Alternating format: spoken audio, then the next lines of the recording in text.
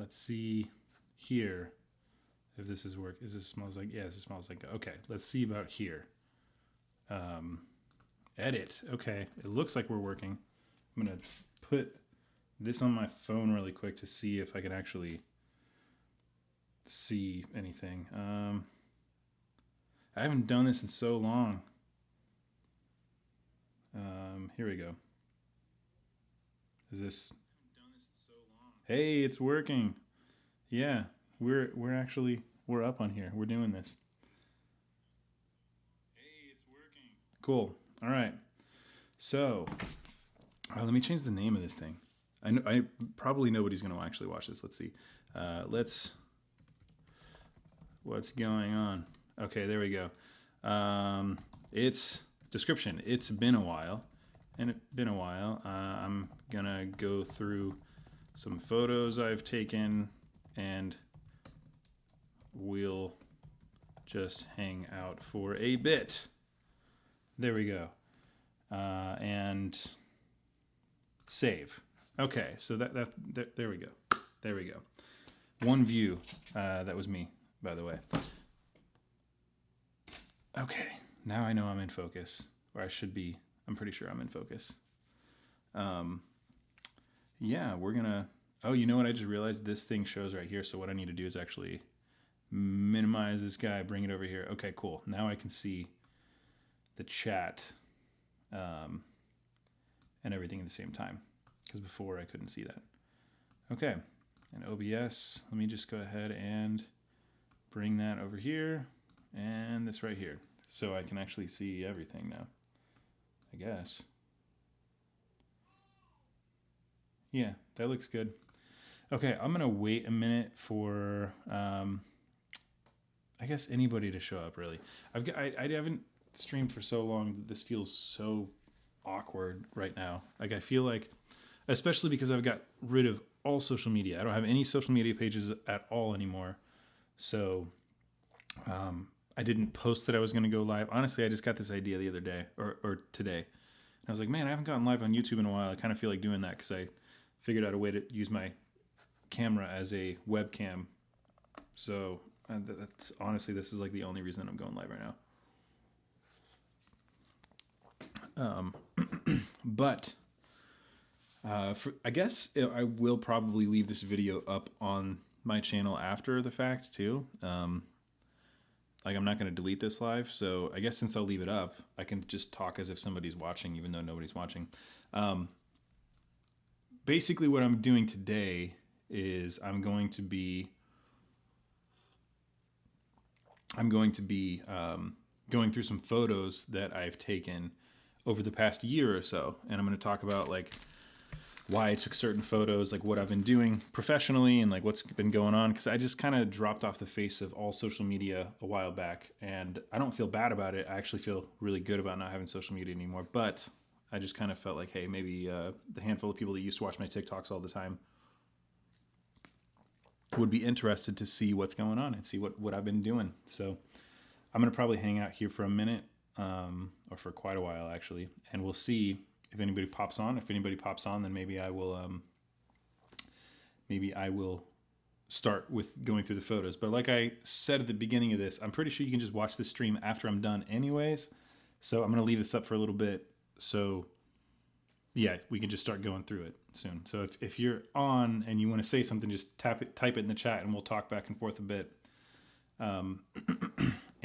Yeah, so what I'm going to do first is I'm going to be going through some photos I've taken over the past year or so, and we'll take a look at like what I've been doing professionally for a bit. Angel, what's up? Angel says, hey, I was wondering how diverse is photography in job finding as well as a life skill? That's a really good question. There's a huge spectrum of photography in general. I'm going to make myself bigger really quick because, we're not doing my photo things yet. So there's a huge spectrum of photography jobs out there. And it's actually a really good skill to have in general. It applies in not just taking photos, but also photography skills translate to general creativity as well as illustrations and videography, which is something that I do pretty heavily right now. So having that skill is good, and it's also good for a lot of reasons. Like I do a lot of real estate photography. That's like my bread and butter, is doing real estate photography and videography. And with real estate, a lot of the times you see real estate agents posting photos like from their iPhones, which take great photos, but they don't know anything about photography. So when they're posting photos of these houses that they're trying to sell, the houses don't look good. But when I take photos of them, they look fantastic. So just having that added skill can help you promote yourself outside of just photography. If you have a business baking cakes, for example, and you want to get solid photos of your cakes up online on social media, having like very basic photography skills can help you avoid having to pay somebody else to do it for a while at least. So yeah, there's some it's pretty good skill to have in general. I don't know if that answered your question or not. If that didn't answer your question, just let me know and we'll go through it. I'm gonna go ahead and start going through some photos I've taken recently, just because I don't know. I doubt anybody's really gonna hop on this stream, so I'm just gonna leave this up as as a YouTube video for people to watch. Really. So I'm gonna start going through some photos. I'm gonna talk about these photos and everything like that. Let's go back here though. Angel, let's see. As a 17-year-old with a part-time job, how can start? Oh, okay. How can you start? I'll answer that really quick, and then we'll hop over to the photos afterwards. So as a 17-year-old with a part-time job, what I would recommend is to get a camera, any camera. A camera that you could get could be on a smartphone that you probably have, right? So if you've got a smartphone, you can use your smartphone camera. And learning how a camera works is important. Learning the exposure triangle of like all the manual settings on a camera is important, but what's more important than that is just learning how to take a photo. So maybe try to replicate photos you've seen before and try to see why those photos look good and try to make the same kind of photos. That's what people do when they're doing art also. When people are learning how to paint, they start painting other people's paintings first, and then they develop their style based on what everybody else has done before and their own like interpretation of things like that. So with photography, you can do that as well. Don't go out and whatever you do at 17 years old with a part-time job, if you want to become a photographer or get into photography, gear does not matter as much as you think. Like right now, I am streaming on a camera setup that's like $5,000, but that's just because that's what I personally need for the jobs that I do. Most likely, you could get away with like $100 digital camera. So that's what I would say. FDB327, whoa, how's it going? Hey, how's it going? I recognize that username. I have not been on a stream or any sort of social media for quite a while. It's going well. A lot of things have changed. I moved away from Cincinnati, and I'm currently working a couple different jobs, and I have no social media at all anymore. So no Twitter, no Instagram, no TikTok, no Facebook, no Snapchat, no nothing. Just completely clean of everything except for YouTube, and I rarely post on YouTube, but I thought I'd come up to stream for a little bit. Just honestly, because I had this camera set up as a webcam the other day, and I started thinking about it today. Thought it would be cool. So tonight, what I'm going to be doing is going through some photos I've taken over the past year or so. I'll show some of like the professional photos that I've taken for like money, like what I do for a living, and then some photos I've done for fun also. Wife is good. Yes, wife is doing better. My wife was diagnosed with epilepsy. She had a seizure while we were driving a while back, and it was pretty rough, pretty scary. But she's doing really good now. She's on medication that's got everything under control.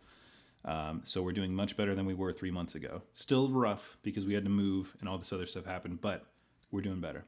Okay, I'm gonna hop over to some photos really quick. We look at some photos that I've taken, and we'll talk about them. Just because this is what I just feel like doing right now. So here we're on my Lightroom. I do a lot of real estate photos. So I'm going to talk about a couple houses that I thought were cool. Maybe you'll find it interesting, maybe not. This specific house right here is a house that was sold, I think it was 2021 actually, not 2022. But this house was sold in Cincinnati. It overlooks the Ohio River, so it's like up in the hills.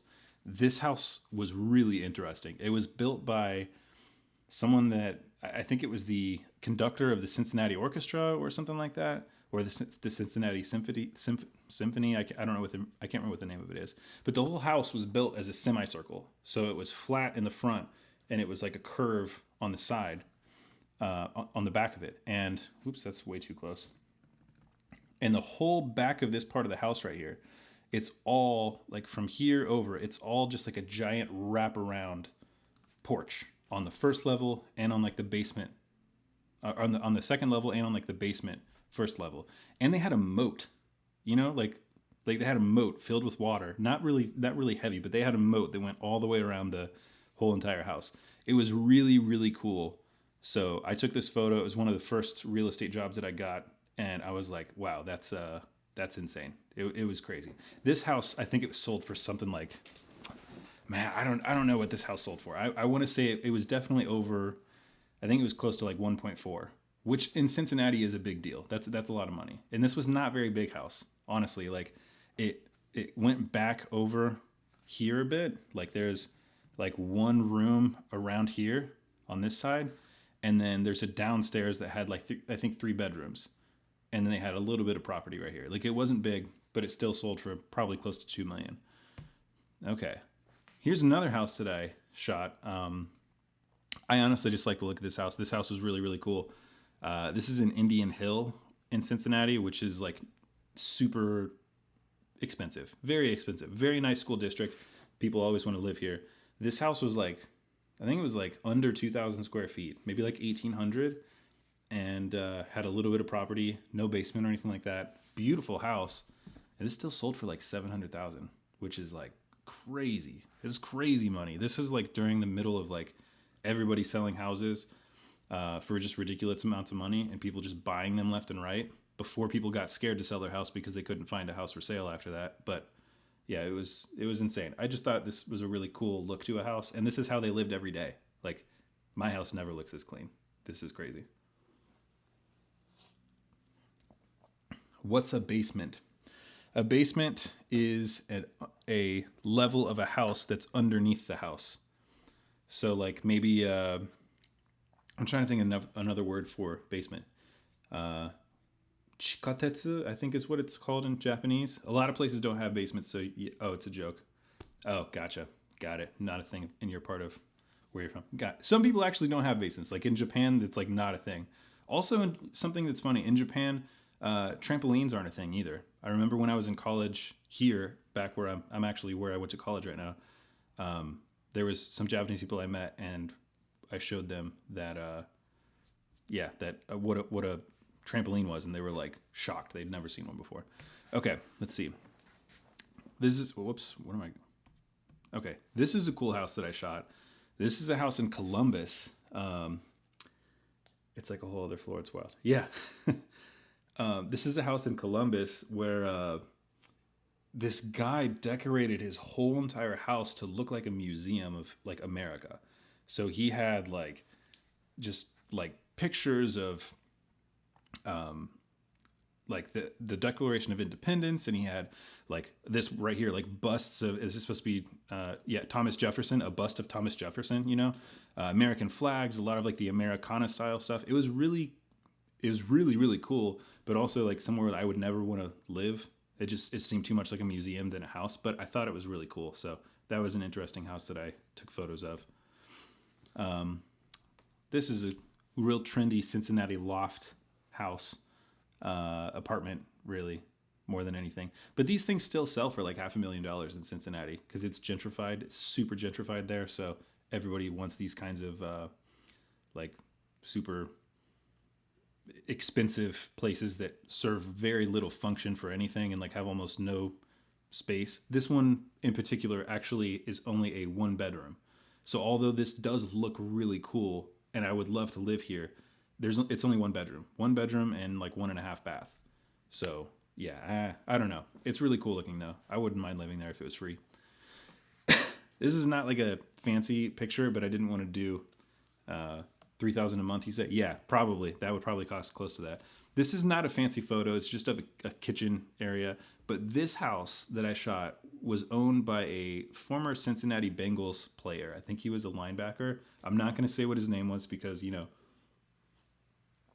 privacy and everything. But this was in Cincinnati, and I remember going through the house, and I went over to a room that's over here to the left, and there's just like Bengals memorabilia everywhere, and like stuff that the average person would not be able to get. So it was really surprising. And when I spoke with the realtor, she's like, "Oh yeah, the guy that owns this house, he used to play for the Bengals. Like I think he actually went to the Super Bowl also, like years and years ago. Obviously didn't win, but went, which is pretty cool."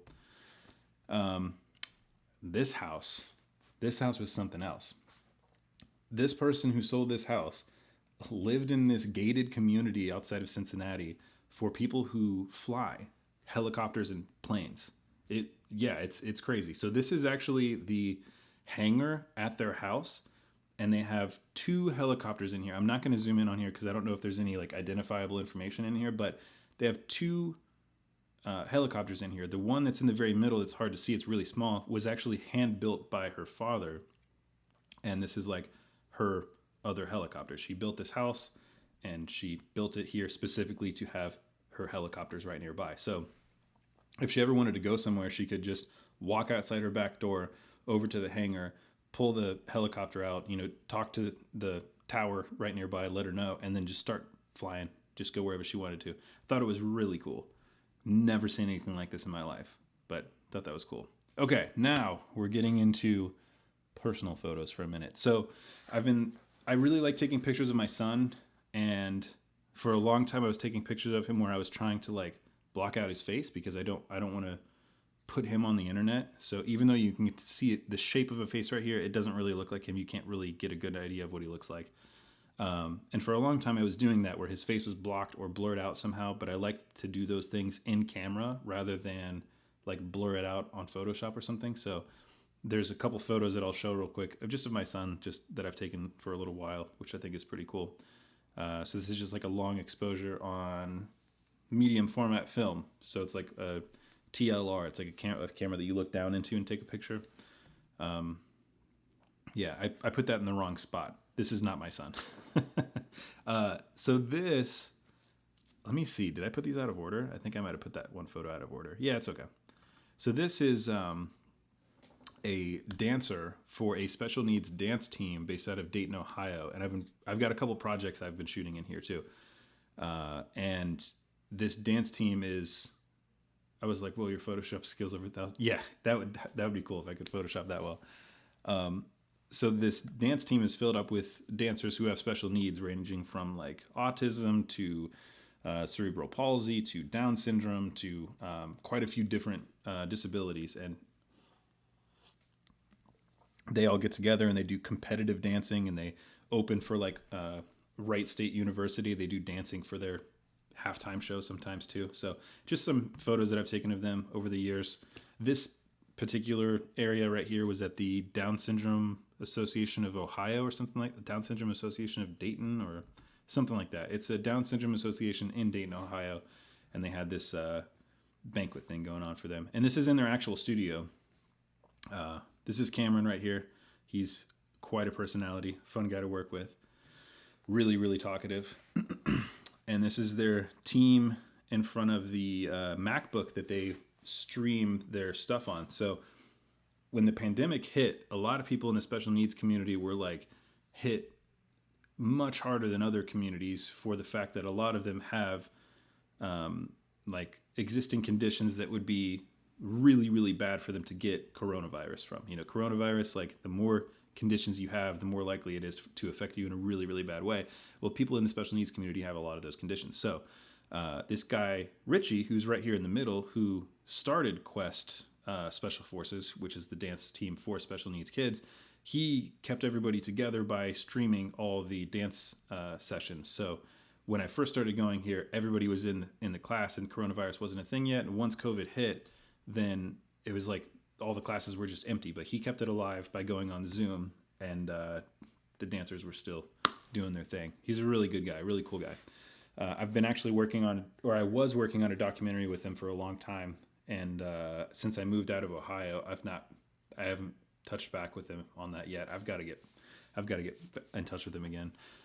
This is one of their dancers. They do a lot of break dancing. They do stuff that I can't do. It's really impressive, and they're just a fun group to take photos of. They're like super happy all the time. They're yeah, really intelligent and really, really passionate about dancing too. So I think this is honestly my favorite photo I've taken of them, even though it's like technically people would probably hate this photo, but it's a long exposure that I shot without a tripod. So it looks blurry and shaky, and the dancers are all, excuse me, the dancers are all blurry and shaky too. But it kind of like, it kind of captures the whole feeling of the dancers there, because they go crazy. This room is like vibrating from the bass, and every time I leave, my ears are ringing. And they're good. I mean, they're really good. A lot of these breakdancers are like spinning on their heads, and I mean, doing things that I've seen in movies before. Okay, let's see. All right, this is part of a series that I shot this past year about the Ukraine invasion. So my tinnitus could never. Yeah, I've actually got tinnitus also. Why am I still wearing headphones? My headphones aren't where the audio is coming from, I don't think. Yeah, it's just come. Why am I still wearing headphones? I've got a microphone plugged in. I was trying to use my headphones earlier, but the mic's working, so we're good. I started working on this series with some people from Ukraine when, by the way, were you expecting background music? No, I was not expecting background. Wait, hold on. Expecting background. Is there music coming in from something or somewhere? I hope not. That wouldn't be good. I don't think there was. Okay, checking. Nope. Okay, good. Yeah, no background music. So when the Ukraine invasion happened, I can't remember how I got involved with this at all. I don't really know anybody from Ukraine, or didn't know anybody from Ukraine before the Russia invasion happened. Like, I had heard, I knew of Ukraine, and I knew of like a handful of people that were from Ukraine or around Ukraine, but I wasn't really close with them at all. But when it hit and Russia invaded, there was this big protest that happened in Cincinnati. And I was like, hey, I'm going to head over there and just kind of get some photos and kind of talk to some people, because this is something that I want to learn more about. And I think now that I remember it, I think that there was a guy from Poland, and I don't remember his name, but he had done a series on the war in Ukraine before the invasion, I guess, or like something that was going on in Ukraine before the whole invasion started and hit. So that's why I was like, understood a little bit about what was going on already. So I went to this protest. So here's a couple photos from that protest specifically. This guy actually is a former Ukrainian Olympic diver or Olympic swimmer, I believe. Let me pull it up really quick, because I don't want to get it wrong. But he was at a lot of the protests, and he was one of the main people that kind of stuck out quite a bit. Really, really strong message from everything he was saying. So this actual event that he's at right here was downtown in Cincinnati, and yeah, the mayor I don't know how to pronounce his name. The Cincinnati mayor was there, and everybody spoke, and this guy went up and spoke also. What's his name? He was a Ukrainian Olympic swimmer, Serhiy. People are gonna butcher me for this. Serhiy Fisenko or something like that. Yeah, he was up with this sign. He was asking Russian mothers and citizens to support Ukraine by protesting in the street of Russia, to not let people kind of push you around. Really powerful stuff. But yeah, it was great. This is one of the organizers of the Good Attempt. Yeah, I don't feel bad. I don't speak Russian at all. So, it is what it is. This is one of the organizers of the protest. There was so many people there. It was very inspiring. And they actually started a whole, what's the word? An organization specifically for like donations and stuff, which we're going to get to in a second. Now this photo right here, I really, really like this photo a lot. So when I went to this protest, this was a protest, but this was more just like a demonstration to show support to. These two people were there, and from what I gather, this guy on the left right here, his wife is from Ukraine, and I believe that this is his wife's father. I think it's either his wife's father or it's his father. But everybody was around, everybody's talking. It was really hard to get out what everybody was saying, but they're having like a really emotional moment, and I took a picture of it, and kind of felt a little weird about putting it in the stream right here, but at the same time, it was in public, so I don't feel too awkward about it. But it's one of my favorite photos of the whole event. They're both wearing Ukrainian. Well, this is the edit, but there we go. Yeah, they're both wearing Ukrainian flags around. Yeah, and I think that kind of just summed up how everybody felt here. Sad, but also like they're coming together. So it was just like a good way to summarize that whole time. Yeah, he was really proud to be there with I'm assuming his son-in-law. I don't think that was his actual son, but it might have been his son. I could be wrong. And here is the organization, which is called Cincy for Ukraine. It's spelled CINCY, then the number 4, Ukraine. They're an organization, like a nonprofit organization that was made within like hours or maybe a couple of days of the Ukraine invasion. And there's just a bunch of people that are sending aid to Ukraine in quite a few different ways. One of the ways that they did this is they bought a bunch of boots, they bought a bunch of medical supplies, including like cat tourniquets and stuff like that, and food, clothes, baby toys, diapers, wipes, all this kind of stuff. And walking through as they're putting everything together, they've got, $60,000 worth of stuff that they've purchased online and had donated. And they bought something like 9,000 ballistic vests and helmets and sent it over to Ukraine. It was really cool. But going in here and seeing like military equipment and like tourniquets right next to diapers and children's toys and winter jackets that would fit like a 5-year-old, it made me feel really sad. And it felt, I don't know, it was just like, it was a very weird feeling. It was a very, very odd experience, I guess. Especially because like I'm separated from it. I'm not from Ukraine. I don't know anybody really from there. I only know the people who were here. So I only met them during this time. But yeah, it was a pretty somber. I don't know I don't even have the right words for it. It was crazy though.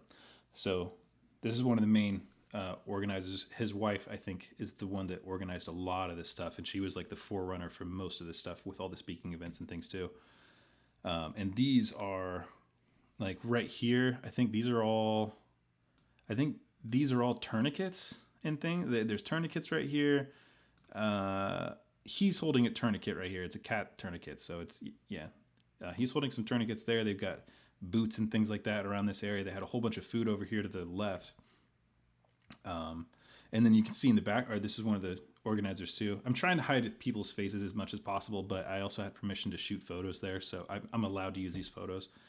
And then, so right in front of where this guy is, there's all this military gear that they're sending over and all this ballistics vests and stuff, right? And these are diapers in the background. And so it just kind of felt weird, It's a weird situation going on. But they worked day and night, taking in donations, ordering stuff, putting stuff on cars to ship over. I think that they were going in through Romania or something like that. Like they had to call all these people and have like fixers pretty much like set them up to go back to Ukraine because they couldn't get in so many different ways. Yeah, it was pretty intense. So here is after that kind of sad thing. Here's like the series that I started to do on my son, where initially I was planning on maybe posting these photos, but I don't have social media anymore, so it doesn't really matter. But I'm still not posting him on the internet, even in this video. So what I've done is I took a bunch of photos of him with his face hidden, and I do that all the time. And I prefer to do that in camera, like I was saying. So I don't like to edit out his face out of anything. I like to have his face just like not showing by how I've taken, like by the angle in the composition of the photo. So here's the first photo that I've ever taken of, or it's not the first photo, but it's the first photo I would ever post on the internet. I actually photographed the entire process. It was pretty insane. So the first photo of my son ever. I'm hogging the chat. That's cool. That's fine. I don't mind if you hog the chat at all. I have not streamed. I've not used any sort of social media in so long that this feels foreign to me, but it's still kind of fun right now. Yeah, so this is my son. He's a fantastic kid, has a lot of energy, runs around all over the place. Cutest thing in the whole entire world. So I'm kind of sad that you can't see his face, but also, it is what it is. But I like these kinds of photos where like I can only see parts of him. You know, I really like this photo a lot where he's like hiding behind his little playpen thing. So yeah, it's kind of fun to take pictures of someone like intentionally to not show their face. Yeah, I enjoy doing that a lot. So yeah, he's just a fun kid. I feel like these photos are more important to me than other people, but I really like getting these kinds of shots where like he's covering his face naturally and I don't have to do much to it at all. But yeah, and he has this really cool denim jacket. He is the epitome of cool kid. We got him in denim jacket and blue jeans at the same time, so he's definitely one of those cool kids. And he's an adventurer too. He likes to run around. Like we'll put him in the middle of this park that's kind of by us. It's this huge park, and as soon as we set him down and there's nobody around, he'll just run away. Like he's one of the only kids I've seen that just does not care who's around. He'll just go do his own adventure. It's actually kind of scary because I wonder like he might just walk up to somebody he's not supposed to. And this is just him and my wife hanging out the other day. They were playing. She was tickling him. He was laughing real hard. And I like this because it's a long exposure, so I could still see everything that's around. But his face is all blurred out. So I really like these kinds of photos. And I might do more of a long series of like, you know, as he's growing up. Of course, I have photos where his face is not, you know, distorted or things like that. But I like these kinds of photos where I don't feel like I'm invading his privacy by showing these kinds of photos because his face is completely blocked out, you know? So back in February, I was still using social media, but I think I was slowing down a bit.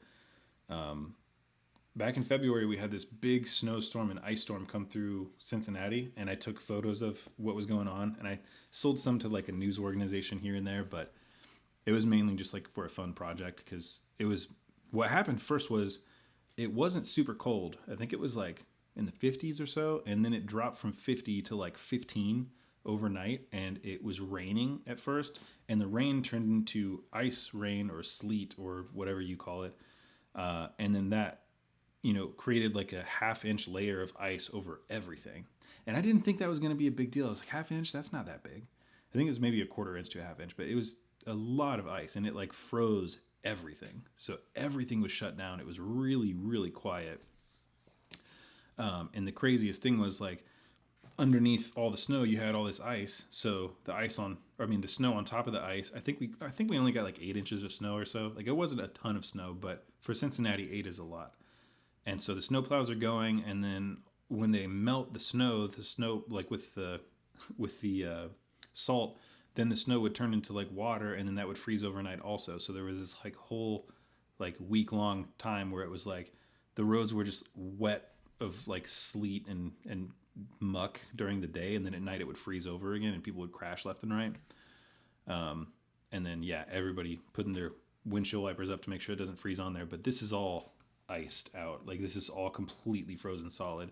I couldn't actually open the door to my car, and I think I used warm water, but I was trying to figure out if I could put a hair dryer outside with like an extension cord to be able to get in my car to go out to take photos and videos of stuff that was going on. But like it was just these weird ice pellets. This right here, like when I took this photo, it was not snowing yet. So all of this right here is ice. Like, yeah, you can kind of see right here, they're just tiny little ice pellets. It was pretty crazy. And then, you know, just ice freezing on everything. Yeah, and I came across a lot of scenes like this where a car had gone off the road and got stuck, and I tried to push this guy's car out, but I couldn't get his car out, so I just gave him a ride down the road. And the funny thing is, he's actually from the city that I'm living in now, which is, I mean, we're not too far away, but still.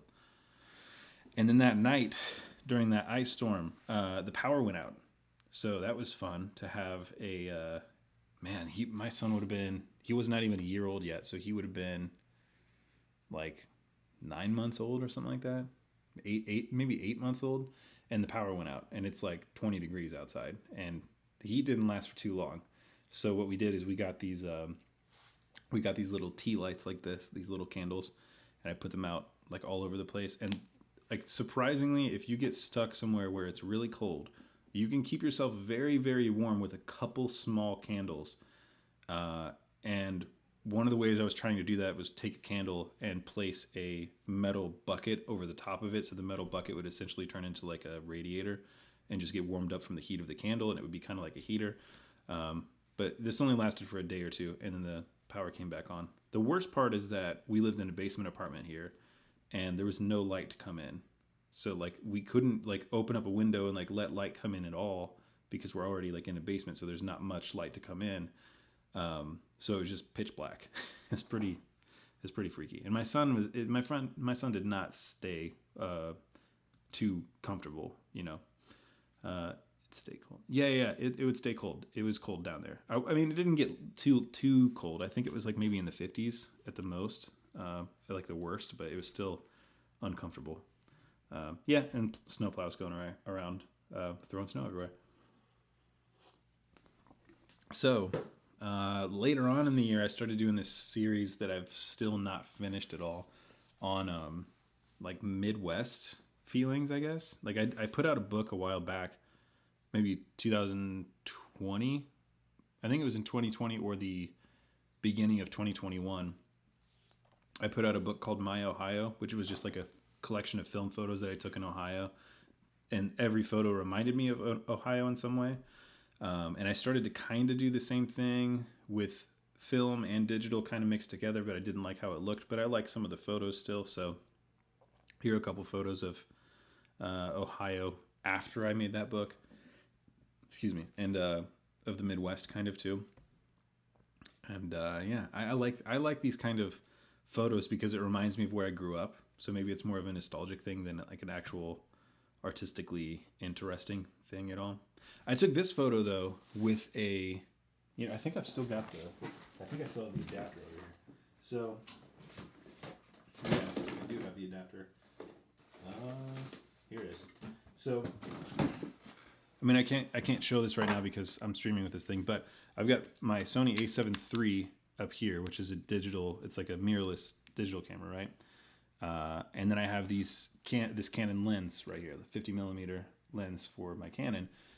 What I got the other day, or not the other day, quite a long time ago, is this adapter so that I can take this lens off of here. Man, I can't remember how those things. Yeah. Oh my gosh, there we go. So I can take this lens off of my Canon film camera and use this lens on my Sony digital camera. Now, obviously it doesn't autofocus or anything, so it's a manual focus only lens, but with this whole setup right here, I can just snap this into my Sony and take some photos. And that's what this photo is. This photo is actually from the my Canon film lens instead of a Sony digital lens, which is just kind of cool. It looks different. It's not, I wouldn't say it's great at all. You have to have like really nice film glass to make it look fantastic, but it worked and I thought it was kind of interesting. So that's what this photo, or how this photo was taken right here. This is one of the photos I had in my book, actually. It's someplace in, I can't remember where it's at. Here's some interesting photos that I've never taken before. So for a while this year, I was shooting on this really long lens. It was a 150 to 600 millimeter lens. And I got that lens to do sports photography on. Shot a couple baseball games and things like that. And got paid well to do it, which was great. But then my wife started having seizures and we moved and I stopped doing sports photography completely. So this lens was just for fun until a couple months ago, or actually until a week ago. And then I sold it to get the lens that I have on here and a couple other things. So I started taking photos of animals because I wasn't taking photos of anything like, I wasn't taking photos of sports or anything like that at the time. So I just started taking pictures of animals and I got kind of into it. So this is a robin, by the way. It's an American robin. This is a house finch, which is a really pretty bird, but they're kind of annoying and there's a ton of them everywhere. But I like this photo. I thought this was a good photo. And a heron, which I always thought was called a crane because I didn't know anything about birds and I've never really cared for birds that much, but I saw this this bird and took a bunch of photos. Sir, you're too young to become a birdman. Yeah, I know, but I'm more of an animal person in general. I love animals like all around. So I was wanting to finish my degree in zoology actually. But no, I'm actually double majoring and finishing in Japanese language and photojournalism and maybe a third language too. I'm not sure yet. I might do that. So yeah, took a bunch of photos of some birds and took some photos of this cranky water snake, which was actually a lot of fun. Um, so that I saw this snake and I was like, oh, I'm gonna take a couple photos, and he posed up real well, or she. I'm not sure. I don't think you can tell the sex of a snake unless you poke it with something. I'm not sure, but had this real mean look on its face for a minute. Tried to open up its mouth and act all tough. So got some cool photos right there. Dude, what are you gonna do with it? So my I mean, what am I going to do with it? I have plans for what I'd like to do with that degree, but I don't necessarily know, uh, because initially I was going to school for Japanese language and business, and then a minor in photography, and I never finished school, and then I started working in things that were unrelated for a long time. So, what I would like to do with this degree is I would like to get back to Japan and work with like Vice or something, doing photojournalism or some sort of journalism at all. Um, I would love to work with National Geographic and go to different places, especially in Asia, because that's something that I do here already, and I think that I would do well with it. So that's something that I would like to do, but I don't know. We'll see. We'll see. Um, I actually right now what I'm doing is I'm still working as a photographer and videographer, and I actually work for um, a company. I'm not going to say the name of the company, but I work for a company that's like a lot like HGTV, and I'm a videographer there. So I'll go out and I'll shoot segments for TV, and they'll air on like ABC and Fox and stuff like that. So I'll do little segments on houses. Like I did one on a farm the other day. Next week I'm going to a chocolate factory and a couple other things. B cam footage guy? No, actually I am A camera and B camera. So I am a one man show. I am actually the only one that shows up to do these specific segments. So these specific segments, I have audio gear on me. I link everybody up with lav mics and everything like that. I've got my stabilizer and everything. I run through all the A footage and then do the B roll afterwards. I'm probably only shooting for like 4 to 8 hours total, but it pays really well, and I get like multiple jobs, and it goes on TV. So that's pretty cool to be able to put on a resume that not only am I doing photography, but I'm actually like my stuff is on TV like regularly, which is pretty cool. My bad. No, you're good. That's fine. It's a fun thing, but it's kind of stressful at the same time. I don't do any editing for that, which is great. So I just upload all the raw footage to them, and then yeah, get sent on the next place. I think yeah, I'm going to a chocolate factory, another farm. I'm going into some like chiropractor's office or something like that soon, and then I did one farm that was pretty cool. This is I think it's called a kingfisher. Cool bird. I don't know. Thought it was interesting. Here's my vision. Don't mess it up. Yeah, pretty much. I'm really curious how they're going to edit this footage for this shoot that I just did last week.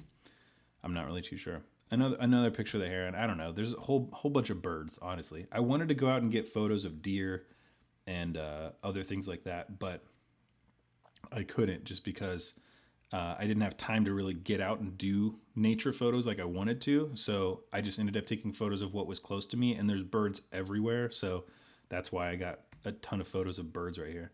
But I did use this lens for sports also. I'm not showing these people's faces because they're underage, but I did a lot of sports photography, which was cool.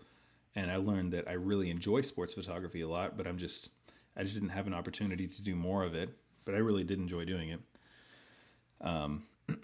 Yeah, the thing about like doing sports photography, especially for younger kids, they've got so much energy, it's crazy, and they still have this like really really strong like desire to play a lot of the times. And there's this weird duality too, because then you get the other kids that are just like standing in the outfield like kicking grass around and they're all bored. But it was kind of fun. I imagine shooting professional would be professional videos and photo stuff is good. I like you're still hiding faces. Yeah, I specifically chose these photos because you can't see faces in either one of these, and they're all underage, and I don't want to put that stuff up at all. Right after I got rid of my social media, like probably just a few weeks after I deleted everything, a tornado came through our area. Like not a huge tornado, but a pretty devastating one for the people that got hit with it. And I heard that the crazy thing is, I was shooting this exact baseball game right here. And on the way to the baseball game, I noticed like the clouds were really, really dark. And I didn't think there was supposed to be storms or anything. I didn't really pay much attention to it, but I was worried that the game was going to get rained out. And it didn't get rained out, but they moved to a different field because it was all like there was flooding everywhere. Well, as I was leaving, every single stoplight was dead. And I don't mean like flashing red, and I don't mean like the stoplights weren't working appropriately. They weren't working at all. Like no stoplight. There was no lights, no green, no red, no yellow on any intersection for miles. And I was really, really confused. And like I turned on the radio, and like the radio's not even working. I'm like, man, I don't know what happened, but like something major must have happened around here. And I kept driving, and I started seeing damage. So I went back to my house. My wife and I got in the car. We started driving around. I started taking pictures of stuff. And this is with my drone. And it was so, I mean, it was, luckily it only hit, man, what was this town? This was Goshen, Ohio, which is north of Cincinnati. Immediate no, I've been left behind. I get that reference. Yeah, that would be, it did feel very weird. It felt like the Twilight Zone. And it was super quiet. So it was just odd. So this was in Goshen, Ohio, which is a little north of Cincinnati. And actually, we used to live from this exact spot. We lived 4 miles. So the storm that came through actually hit where we were living, and we no sirens went off. Like nobody expected there to be a tornado, and it must have just kind of happened out of nowhere. No one really was paying attention to it, so no sirens hit. But the tornado hit, and there's a it hit like a, I think it was a fire station and maybe a police station, and got the roof ripped off of it. But these are some residential homes there, and some of these things are just like destroyed. I mean, I don't know how much of this is salvageable, but it was insane. Especially I mean, it's a weird legality about flying drones over disasters like this. Excuse me. I've heard people say something about like the radio waves with commercial drones can affect radio signals of something else. I don't think that's actually true. And there was actually news crews flying helicopters around here, so I doubt that it was a problem that I did this. But I did fly my drone up and got these photos. It was pretty, yeah, it was intense. And traffic was just completely stopped everywhere through this tiny little town, so it was really sad. It was also pretty scary because it was like 4 miles away from where we lived. Okay, something that's a little bit less sad. How many photos more do I have to go through? So I've got this, which is some car photos I've taken. Not a whole lot more. Okay, cool. So there's this guy that I know. I've done some video work for him, and he messaged me. He's like, hey, I've got this Shelby Cobra. It's like a 1965 Shelby Cobra vintage replica, and I want to get some photos taken of it. So I thought it was like just like really, really old school Shelby Cobra, which is like still a really beautiful car. But this is like a tuned racing replica. Like these things cost like hundreds of thousands of dollars. And I showed up and I was really surprised. And here's just some photos of this car. I thought it was really cool. But this is one of the photo shoots I did a couple months ago. Even if you don't know anything about cars, I mean, this thing is just like really pretty. I don't know anything about cars, like American cars at all. But it was a lot of fun. We went to a garage and shot inside of a garage. We kind of shot throughout. My son's like running through the hallway right now and yelling. We shot through like some farm areas and tried to get some like moving shots that didn't really work out that well. But just a super, super pretty car. And then I shot a couple music things here and there. This was a band that came through the area of Indiana that I'm in right now. And they played well. I don't do this kind of photography at all. Like I'll do event photography, so I guess that means I'll shoot anything, but I don't specifically do like music very much at all. And it was something that I actually enjoyed quite a bit. And I think I might try to get more into doing like live performance photos, but I just got to find a way to get into it. By the way, I just want to point something out. Everything on my desk is a complete mess right now, and it makes me feel super uncomfortable, but I've been busy with a bunch of stuff. I haven't touched it much. And right now, although you can't see, my MacBook screen is broken. I broke a screen. I got it replaced. The replacement screen just went bad after a month. So now that replacement screen's out getting replaced. So I have my MacBook Pro bottom half connected to an external monitor that's an HP, and it looks really funny because it's like literally the bottom half of a laptop. It just I don't know. It just looks funny. Um, Here's a kid who was playing some live music at a little farmers market thing in this small town that's near me. Um, well, I guess I could say the city. I'll say the city I'm in. I like to be private, but whatever, because I'm going to go to school over here anyways. So I'm in Muncie, Indiana, which is probably we're like an hour east of Indianapolis. So like eastern central Indiana. I don't even know how to pronounce that, how to say that, but we're in eastern Indiana. I'm about 2.5 hours away from Cincinnati, so not so far that I can't drive to Cincinnati. And we go back to visit quite a bit. We were just there last week, and I'm going to be going back 3 times this upcoming week for video shoots for this TV place. So I just got accepted to finish my degree at Ball State University, which, even if you don't know Muncie, you might know Ball State is a pretty awesome school. It's where David Letterman went to school. They've got like a Letterman building that's named after him and everything like that too. But yeah, that's where I'm going to finish my degree, and I'm gonna double major Japanese language photojournalism and a minor in maybe Spanish, Arabic, or Korean. I'm on the fence about all 3. I'm kind of thinking Spanish might be a little bit more useful in the U.S., like as all around. But if I go back to Japan and I'm in Asia at all, then Korean and Japanese will be awesome to have. And if I wanted to get into any government work, having Arabic on top of Japanese would be awesome too. So I don't know. I'm still throwing around all that. If I really could swing it, which I doubt I could, but if I could really swing it, I would love to do like 3 languages in college, but I don't know.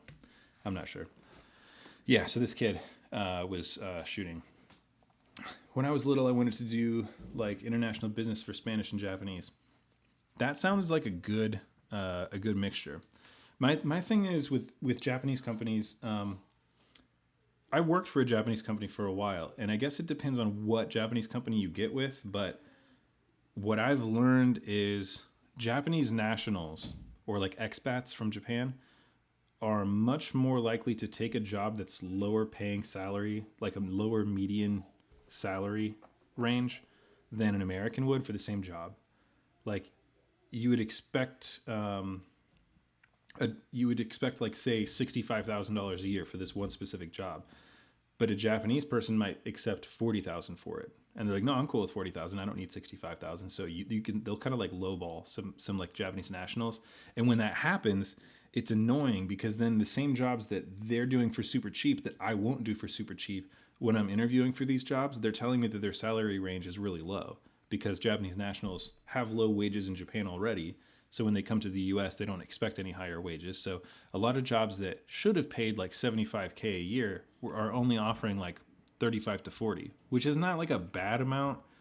But I mean, to learn Japanese and English fluently, you're talking like 8 years of studying. Like this is a long time you have to study this stuff to get good just at speaking Japanese.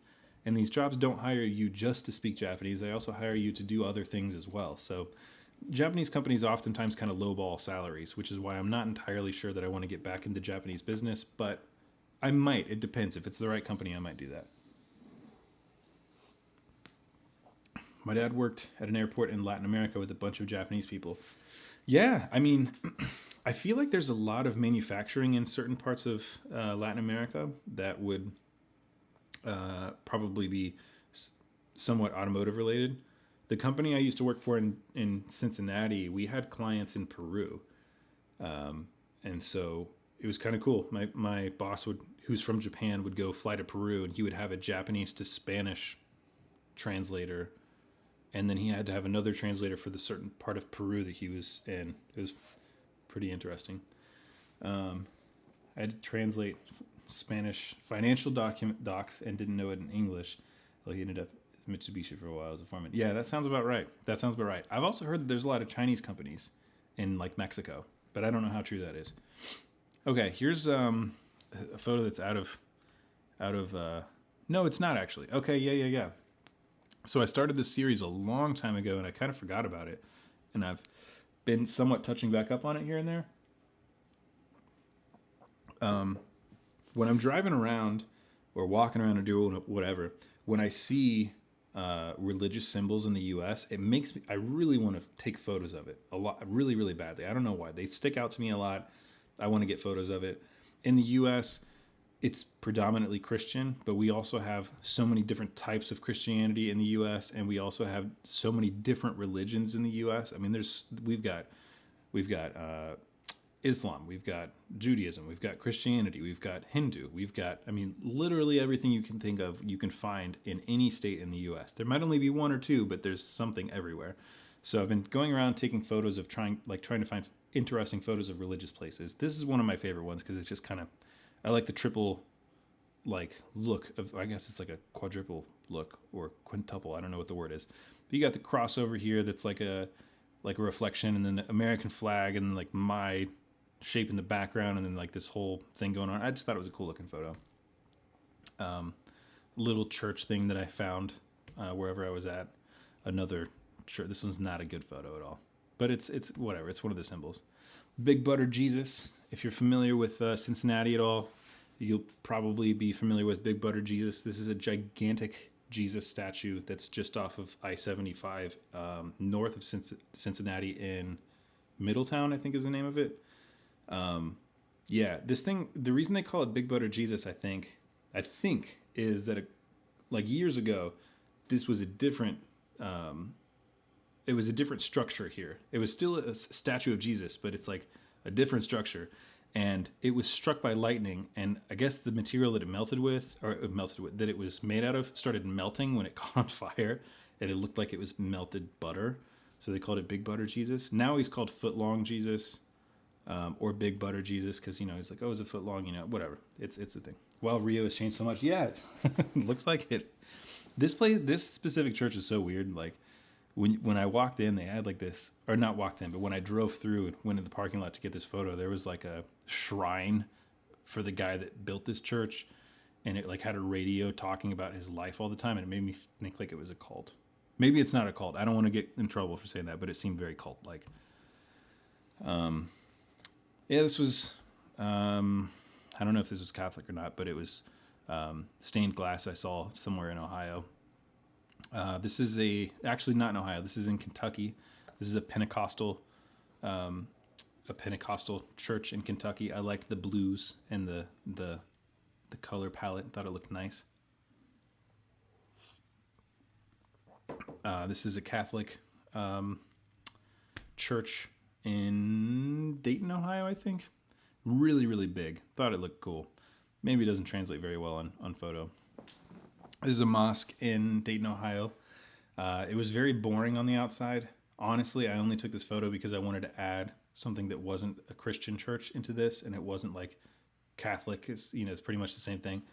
And I actually ended up liking it. I thought it was kind of cool because it's like very, I don't know. I like the geometric stuff in here, like the triangle and then the rectangle going through the bottom. It just looked like whatever. Another Christian church. Hindu.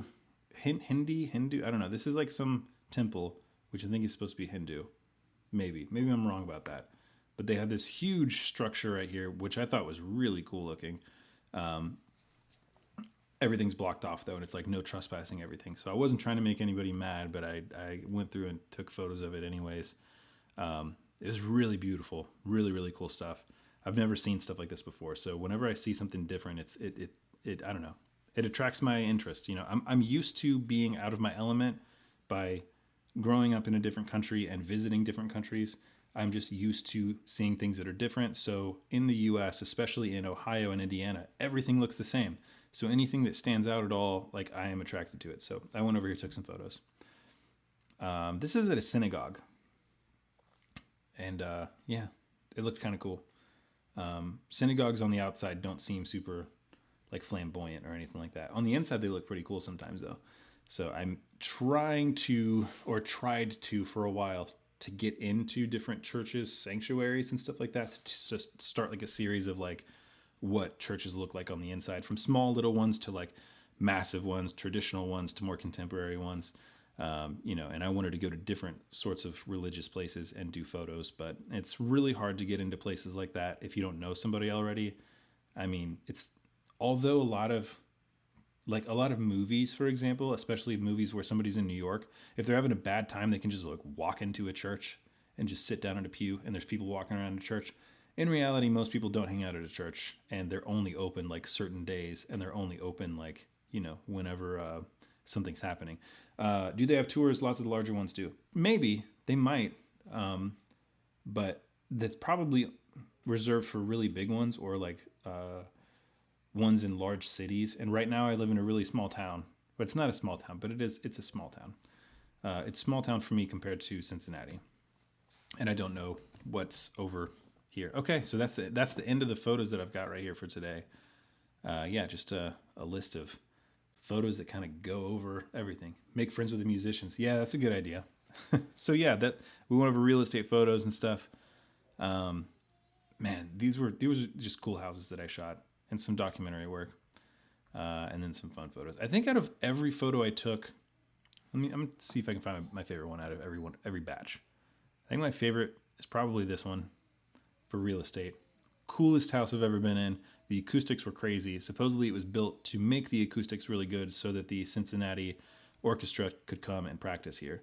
I don't know how true that was. It was a realtor that kind of seemed like a douche that was telling me this, so it could have been a lie. So I like that one a lot. This is my favorite photo I've taken of the Special Forces kids. Like I said, I feel like it encompasses them pretty well. This one, this photo of the father-son or father-in-law and son, probably my favorite photo I've taken of any sort of like protest related to the Ukraine thing. Super powerful, I feel like. I really enjoyed that one. And honestly, this one too. There's nobody in this photo, but it just shows what was going on. So like, yeah, just shows war started right here, and then it's just going to continue on and on and on and on and on. So, yeah, sad stuff, but I like that photo. And of my son, that's my favorite photo I've taken on here. Or in this group. This is my favorite photo I've taken in this group. I have a favorite photo of him that my wife took. I'm holding him up, and his face is like all terrified because I picked him up too quickly, and it's really funny. I feel like this photo, as far as like the snow stuff goes, this is like super nostalgic for me because I remember what happened when I took this photo, and I specifically took this photo to like remember, being in a basement apartment in the cold, with no heat. And I don't know, animal photos, I kind of feel about most of them. Same thing with the sports and the disaster stuff. This is a cool photo though. This could go in a magazine. I like this photo of the Shelby Cobra. And yeah, that's pretty much it for my favorite photos. These other ones I'm kind of like about. Some of these kinds of photos, like they work good in a series, but individually I don't think they're really great. Like this photo I like a lot. That one, I don't think it's a very good photo, but I feel like I could fit it in a book and make it flow well. This is a trash photo. I'm going to take this out of this album already, even though this album doesn't matter at all. Yeah, and some of these are just, these don't stand well by themselves. Again, in a whole clump, they're good. Okay, I think I'm going to be done streaming right now. I don't know that I'm going to do more of these, by the way. You can put some of this on Unsplash. I don't know what Unsplash is. Is that what is Unsplash? I'm going to Google it. Let me see. Unsplash. Is this like a stock photo website thing? Stock photo. Yeah. I actually do sell photos on Adobe and Shutterstock and Pond5 and something else. So maybe I'll try Unsplash as well. Who knows? I've made a couple sales here and there. Actually, I think I made one the other day. I think I made like $15 the other day. That reminded me. Thank you for reminding me of that. I've got to go shoot that over so I can get some Taco Bell. But thanks for watching the stream. I'm going to keep this up on my channel so that if you didn't see it live, that you could see it after the fact. Designers use Unsplash a lot. Okay. If designers use Unsplash a lot, maybe I'll go through my library and see what I've got that designers might like, and I'll put it together and just upload it all on there. It's such a pain to upload stuff onto stock websites. Like, I appreciate the residual income or passive income that comes from that, even though it's we're talking like sometimes $0 a month, sometimes like $2 in a month. But when you upload a photo onto those, a lot of the times what you have to do is you put the photo up, then you put a description of the photo and a title of the photo, then where the photo was taken, whether there's people inside of it, if you have the right to take the photo, if you own the rights to the photo, and a bunch of tags about the photo. So it's almost like uploading an Instagram photo, and I've got 1,000 of those photos that I want to put up online to be able to sell. So it takes hours and hours and hours. It's pretty crazy. So, all right, have a great night. I will see everybody maybe in another stream in the future, maybe not. I don't know that I'm going to keep doing this stuff at all. It's been fun though, so maybe I'll post about this in the future so we can get something going. But yeah, it was fun. Have a great night, everybody who's watching or will watch later, and I will see you maybe later. I don't know. Bye.